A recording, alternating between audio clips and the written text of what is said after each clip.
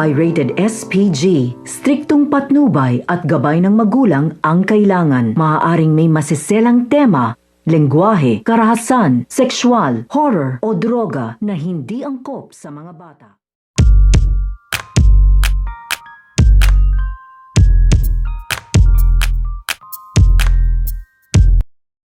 Ang sasapitin nito nga si Omar dito nga sa mga humahabol nga sa kanila. Dahil ito nga si Omar ay masasapol nga dito nito nga ni Albert dahil muli ngang pagtatagpuin dito ang landas nga nito nga ni Omar at ito nga ni Albert. At pagdududahan naman dito nito nga ni Albert na ito nga si Omar ay kasapi na nga daw dito sa Talpos Aguila at kalaban na nga rin daw nila dito ito nga si Omar. Pero hindi nga dito naintindihan nito nga ni Albert ang senyas nga sa kanya nito nga ni Omar.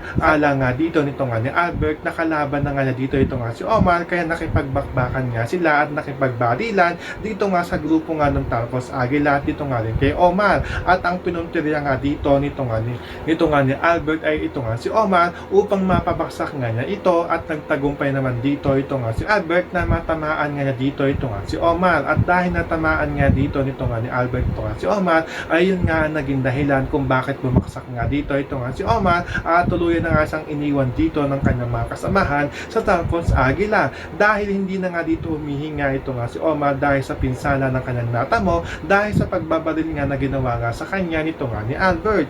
Yan ang ating mga pakakatutukan at pakakaabangan dito nga lang sa FPJ San Provinciano.